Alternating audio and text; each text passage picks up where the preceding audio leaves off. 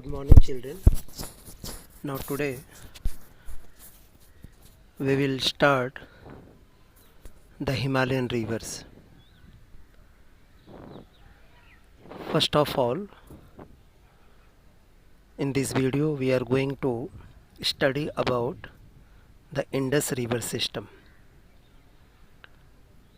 The major Himalayan rivers are the Indus, the Ganga and the Brahmaputra. These three are the major Himalayan rivers. Try to follow. Suppose this one is the map of India. One river system developed known as Indus, another known as Ganga, and last one is which come from Arunachal Pradesh known as Brahmaputra.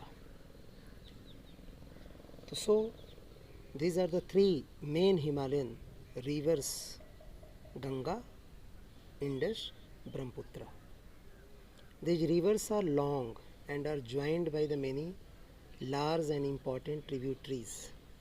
What is tributaries? Tributaries means Sahayak Nadiyan. Suppose this one is Ganga river. From right bank, another river joined with the Ganga named Yamuna. Similarly, so many rivers joined with the Ganga from the left bank side, and other are joined with the Ganga from right bank side. And this one is the main flow of Ganga river. A river along with its tributaries may be called a river system. जब एक नदी के साथ उसकी सहायक नदियाँ जुड़ी होती हैं तो उसे हम रिवर सिस्टम मीन्स एक नदी तंत्र कहते हैं. अब हम देखेंगे इंडस रिवर सिस्टम के बारे में. जैसा कि आपने पहले देखा, जब एक नदी से कई नदियाँ जुड़ती हैं तो वो रिवर सिस्टम फॉर्म करती हैं. So here clear, Indus also form river system because so many rivers joined with the Indus also.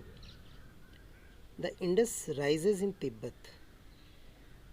इसकी उत्पत्ति तिब्बत से होती है. आप एटलस में देख सकते हैं. Near lake Mansarovar point out किया गया है कि तिब्बत में कहाँ से उत्पन्न होती है, तो मानसरोवर झील से निकलती है. Flowing west it enters India. पश्चिम की तरफ बहते हुए ये भारत में प्रवेश करती है, स्पेशली जम्मू कश्मीर में, in Ladakh district of Jammu and Kashmir. अभी तो ये यूनियन टेरिटोरी बन गया. It forms picturesque gorge. Picturesque means मनोरम, बहुत ही सुंदर. गॉर्ज मीन्स ऐसे आप समझ सकते हैं, when river flow then cut the mountains and develop such type of landforms which is known as V-shaped valley. When shape of V-shaped valley increase, then it's known as gorge. Again, when the shape of gorge will increase, known as canyon. तो ऐसे आप याद रख सकते हैं, V-shaped valley, gorge, canyon. ठीक है. Now it forms picturesque gorge in this part. Several tributaries. अब यहाँ पे tributaries का नाम आ गया. कौन सी tributaries हैं, कौन सी सहायक नदियाँ हैं, तो several tributaries like Jaskar, Nubra, Syok and Hunja joined it in the Kashmir region. तो कश्मीर में ये नदियाँ इंडस से जुड़ जाती हैं. The Indus flows through Baltistan and Gilgit. Baltistan और गिलगिट से बहते हुए देर आफ्टर इमर्जेस, मतलब फिर से उद्भव होता है from the mountain at Attock. Attock आपका पाकिस्तान में पड़ जाएगा, तो एटॉक के पास फिर से ये इमर्ज होती है. अब यहाँ पे आप पिक्चर्स में थोड़ा सा ध्यान देंगे मैप में. Just a minute, I would like to change the color. This one is the main Indus river. as you see, thereafter another tributary is Jhelum, thereafter another tributary is Chenab, thereafter another tributary is Ravi, thereafter another last one tributary is Satluj. These all are joined in Indus river. ठीक है, okay. Map में आप Atlas में भी देख सकते हैं, the Sutlej, the Beas, the Ravi, the Chenab and the Jhelum join together to enter the Indus.